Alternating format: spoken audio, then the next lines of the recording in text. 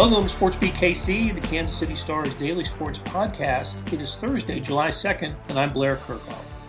The Chris Jones story took another twist this week with his tweet that hints of his sitting out the 2020 season instead of playing on the franchise tag.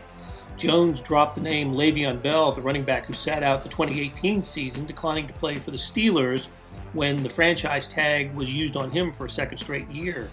Chiefs beat writers Herbie Teope and Sam McDowell break down the Jones contract situation and cover other topics like the reduced preseason schedule, who also is up for new contracts next year, and how the Chiefs and other NFL players are handling the potential for increased injuries after not working out together as a team this spring. So let's get going with Herbie and Sam.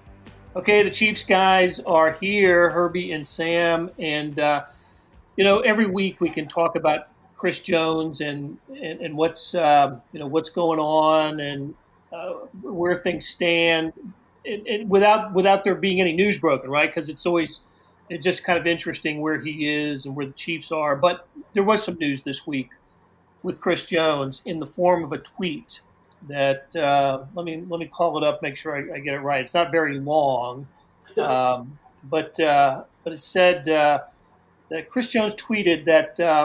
Basically, in response to someone mentioning the long-term deal, he says, "Or I won't play. Le'Veon Bell told me about this." Of course, he's referencing Le'Veon Bell sitting out the 2018 season after the Steelers franchise tagged him for a second straight year. We know Chris Jones is he's on the franchise tag for the Chiefs for the first time this year, so there is a difference there. But the fact that he referenced Le'Veon Bell probably sent a chill up the spine of Chiefs fans who are hoping for a quick and easy resolution that'll get number 95 back in uniform and on the field for the Chiefs in 2020. So, Herbie, did the story change this week with Chris Jones? No, because I'm still going to go off of July the 15th. You're always going to hear everything leading up to that deadline. That's the absolute drop-dead deadline. Did he tweet that out of frustration because there's no movement? Did he tweet that because he does know Le'Veon Bell, and I'm sure that he probably discussed what Bell went through. But again, I'm always going to go back to July the 15th. Deadlines in the National Football League spur action, and if he doesn't, if they don't have a long-term deal worked out by then, that now all of a sudden this gets pushed into training camp if training camp starts on time, and then. That's when you start raising the alarm. But the 15th is when I'm going to start really saying, okay, what's really going on here? What do you think, Sam? Is this the only other time we heard from Chris Jones in since the Super Bowl, maybe the Super Bowl parade was on the Colin Cowherd show in February, right? Late February, where it was just, basically laying out the parameters, what Chris Jones might want and how he thinks the Chiefs are looking at him. And then, radio silence by him. He wasn't one of the players that spoke in a media forum, Zoom chat during the off season. So the next thing we hear from Chris Jones is, maybe I won't play, when he references Le'Veon Bell. What's your take on this? I look at what's maybe best for both sides, and I'm not sure that a long-term agreement is what's going to be best for both sides. I mean, Chris Jones deserves to be paid, and the sentiment that Chris Jones owes the Chiefs some sort of hometown discount, I think is garbage. If that's the case, Chris Jones deserved to be paid a lot more than $6 million over the last 4 years combined for getting, 33 sacks in his first four seasons? Yeah, including 15 and a half in 1 year. Right. So he played on the contract that he signed as a rookie, and now he deserves to be paid like his performance dictates. On the flip side of that is what makes most sense for the Kansas City Chiefs. And given we all know their salary cap situation, we all know an extension with Patrick Mahomes is brewing at some point, what makes most sense for the Kansas City Chiefs? And at this point, I'm not sure paying a guy like that $20 million when you've already got more than $20 million annually tied up to another guy in your defensive line and Frank Clark.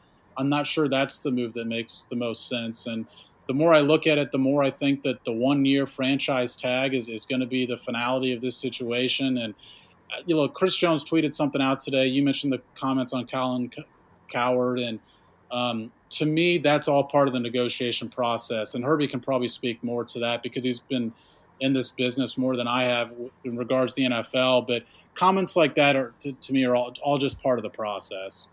Yeah, and here's the key thing, and Sam mentions that he's probably going to end up on the franchise tag. And the key thing here is if they don't have anything done by July the 15th, the Chiefs and Chris Jones's representatives cannot return to the negotiating table until the end of the year, which is why it's like maybe there's a sense of frustration growing on Jones's part that something isn't moving as fast as he would like to. But this is the business side of football. These things take time, and Brett Veach has mentioned numerous times during the offseason that hey, we want to keep Chris Jones here. He is a priority, but Sam, you're golly, I can't believe I'm always finding myself agreeing with Sam's takes, but he's absolutely correct here.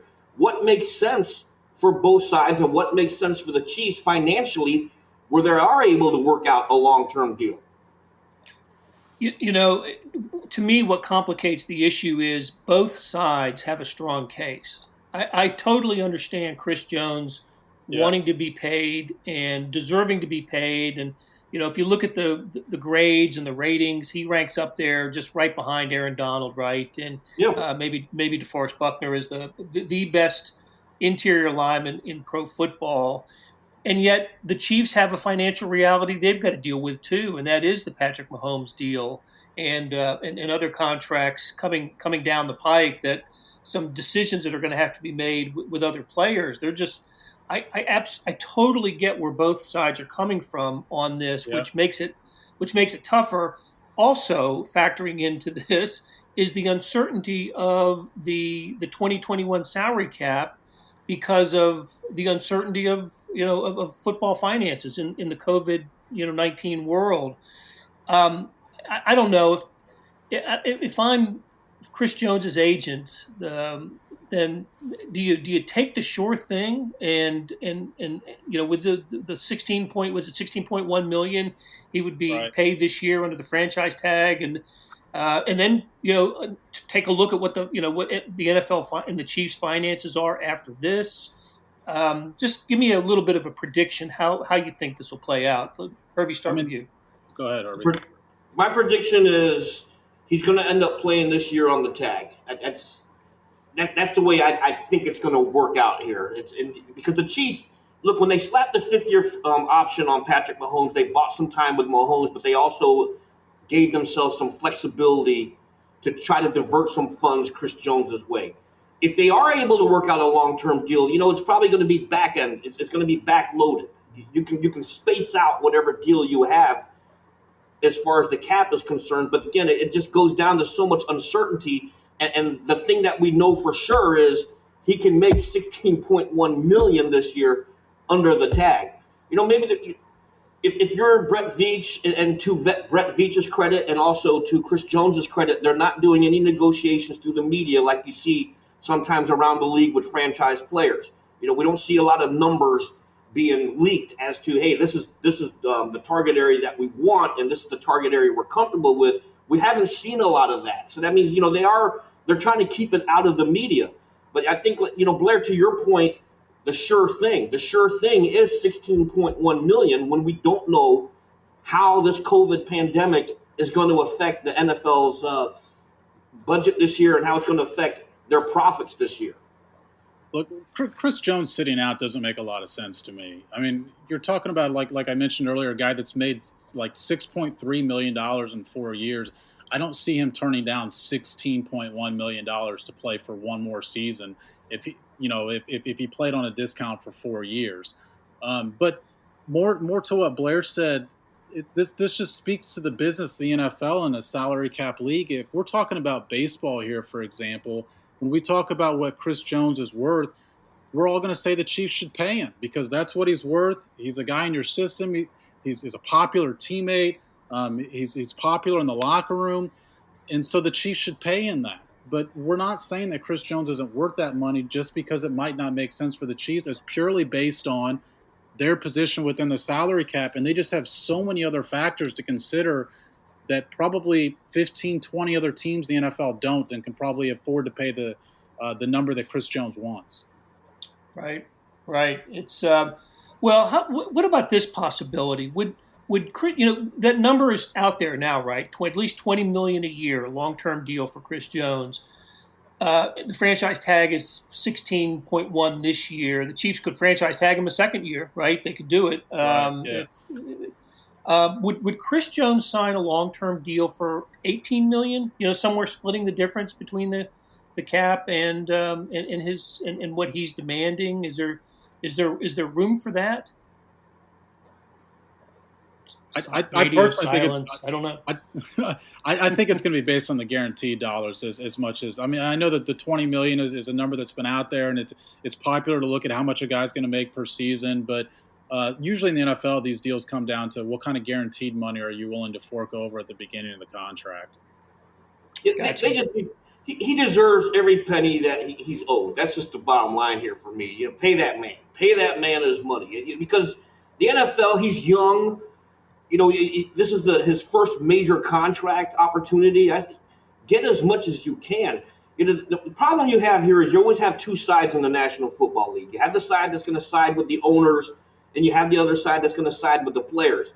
I always find myself siding with the players because these guys are earning that paycheck, and he's more than earned it. So I think they need to pay him.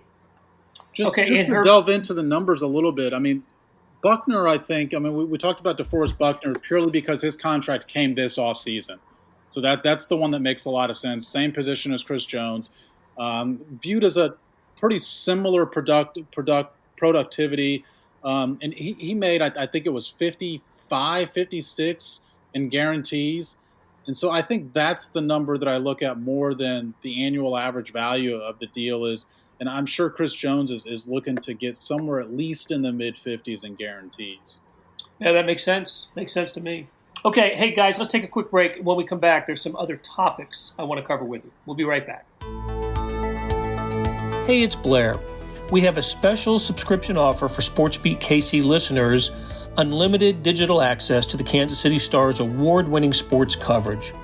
Sign up now for 1 year of Sports Pass for access to all the sports news, features, and columns presented on the kansascity.com site, and it's only $30. That's a 40% savings off our regular rate.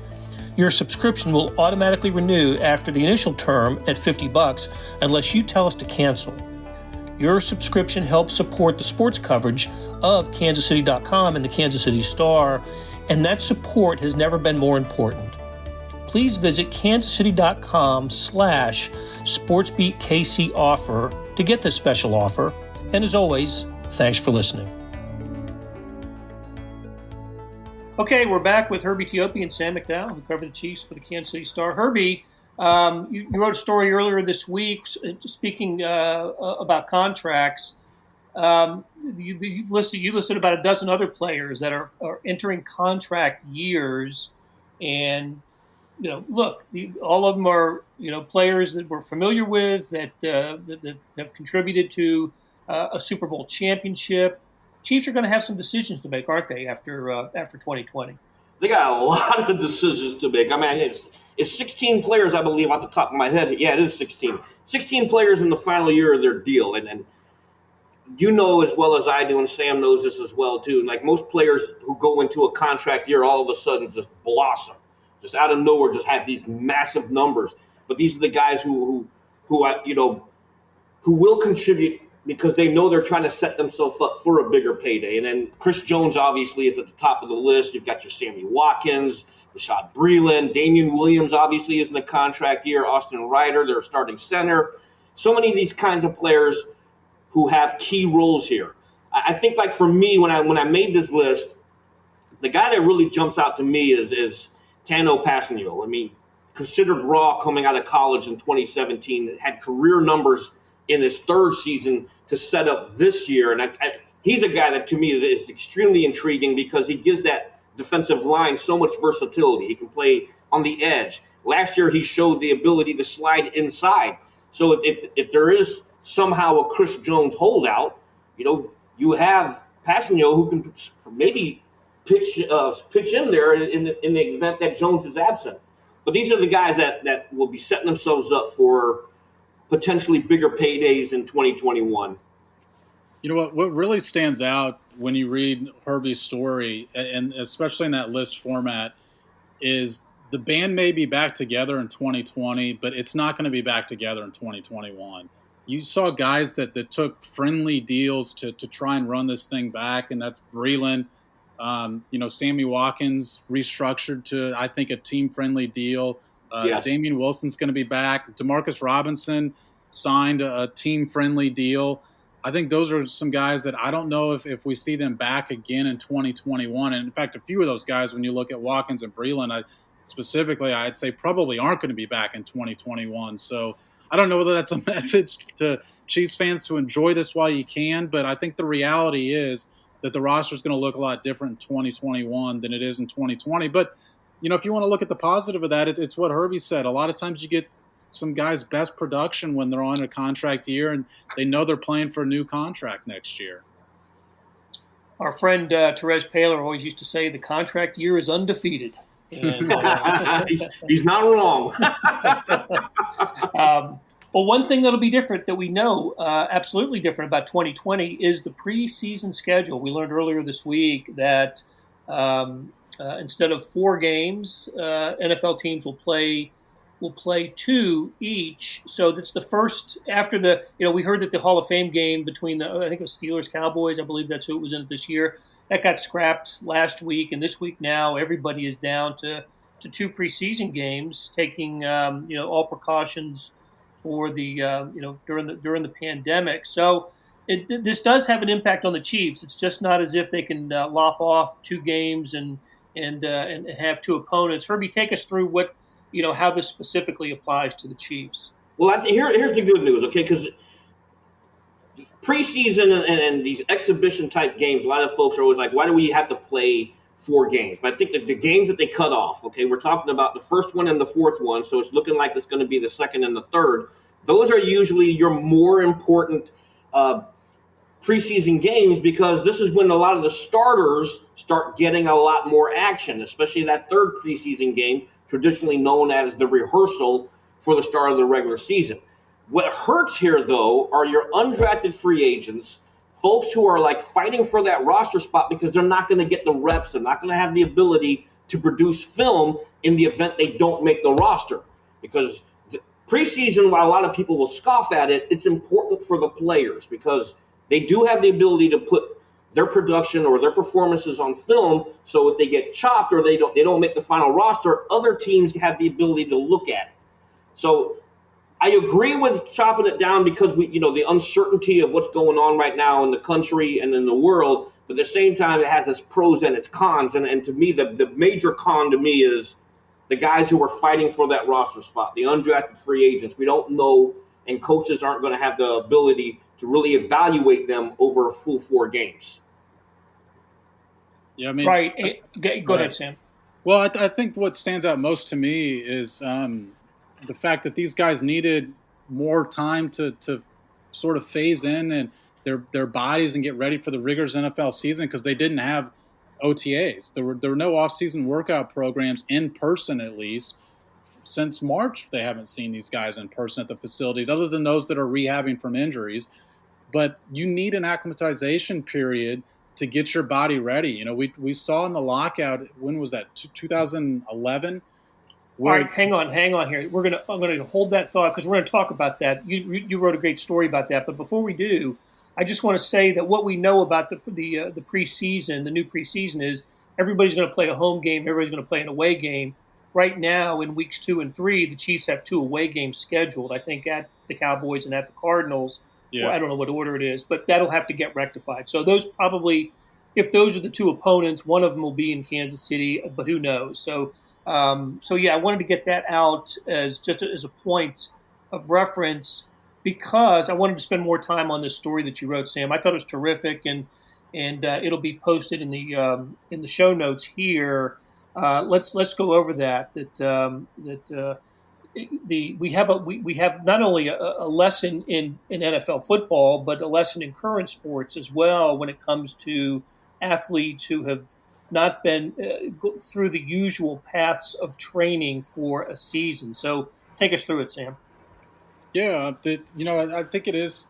Correct me if I'm wrong. I think it was 2011 Yeah. where the lockout year was, and there were 10 Achilles tendon ruptures in the first like 12 days when guys got back together for camp, and there were 12 in the first month. That's more than there typically is over an entire season. And you can't absolutely attribute it to the lack of off-season programming that they had during the lockout year, but most doctors say that's the most likely cause of why you saw a rash of injuries, including the Chiefs had one that year. It was Brandon Seiler, a linebacker that they had signed as a free agent. They expected him to start. He kind of had broken out in his last year of his rookie deal, and they expected him to start, and all of a sudden he tears his Achilles in camp, and he never plays it down for him.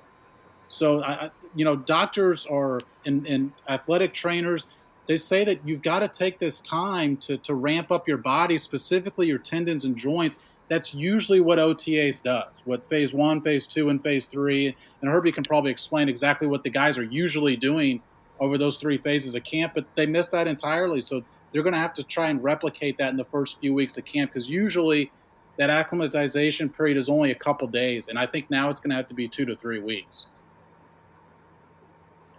So yeah, Herbie, we're used to seeing football action happening in April, late April into May and June, all of May. May is such a busy month for OTAs, and then the first 2 weeks in June. All we saw, or all we were told, was that the players were working out on their own. Yeah. Phase 1 of the off-season workout program is essential because that's when they do strength and conditioning. When they report in April, it's all strength and conditioning. They can't get on the field to do team-related drills. When they shift over to phase 2 is when all of a sudden, you take that classroom environment and you can do like your individual drills on the field. Phase 3, also known as organized team activities or OTAs, is when you start seeing them do full installs with team-related drills, because without contact, obviously, OTAs, no contact whatsoever, but they're out there in 7-on-7s, 9-on-9s, and 11-on-11 type drills. But the key piece missing here is the strength and conditioning. It's all done under the watchful eyes of the chief strength and conditioning staff. They haven't had that, and then so like as Sam mentions there, when you go back to the lockout year, it was straight into training camp. And all of a sudden, you have all these injuries, and I think that's probably going to be a major issue here coming up here in the next month. And Sam, there's evidence of a current league that restarted after taking several weeks off, where the injuries spiked upon the return.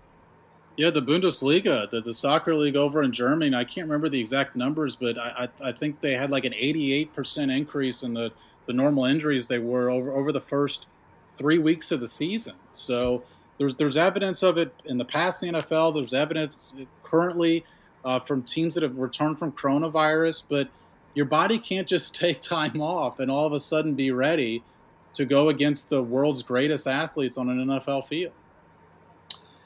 Yeah, and look, we're talking about the NFL, of course, but we're in the month now where look what's happening in July.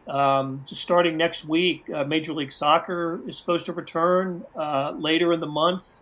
Major League Baseball, the NBA, the NHL, all these U.S. sports leagues, North American sports leagues, are scheduled to restart this month, and I think that this is a story and a thought that needs to be applied to all of that, because the other thing that I think about, Sam, when I read that story is if the Chiefs were training at their facility and somebody tweaked a muscle, or automatically he would be seen by a professional trainer. That's not the case when you're working out on your own. You tweak something and you maybe throw ice on it, or however you self remedy at home, just not it's not the same as being at training camp and under the watchful eye of Rick Burkhalter and the training staff at with the Chiefs. So interesting times for sure, and something to keep an eye on. All right, guys. I really appreciate you spending some time with us today, and both you guys have a good 4th of July weekend. Yeah, same to Thanks, you. Blair. Yeah, thanks, Blair. That'll do it for today. Thanks to our production staff of Derek Donovan, Savannah Smith, Randy Mason, Beth Welsh, Jeff Rosen, and Chris Fickett. A tip of the cap to Herbie Teope and Sam McDowell for talking Chiefs and the NFL. Links to stories about the Chiefs can be found in the show notes and always on the Red Zone Extra app. Hey, earlier in the episode, you heard me talk about the Sports Pass offer. It still stands, and it's a good one. $30 for a year's worth of sports coverage, and that includes the Sports Extra with the e-edition. There's more than 20 additional pages of national sports coverage today. Here's an even better offer. Buy the entire Kansas City Star product. Sports news, features, commentary, and analysis, the whole thing. You get all the stories written by my talented colleagues, plus additional news, sports, and business coverage. The details can be found at account.kansascity.com/subscribe. That's account.kansascity.com/subscribe. And whether it's the Sports Pass or the full subscription, you're getting and supporting the best sports and news coverage in Kansas City and helping us produce programs like SportsBeat KC. Thanks for listening, and we'll be back with a fresh episode on Monday. Enjoy the 4th of July weekend.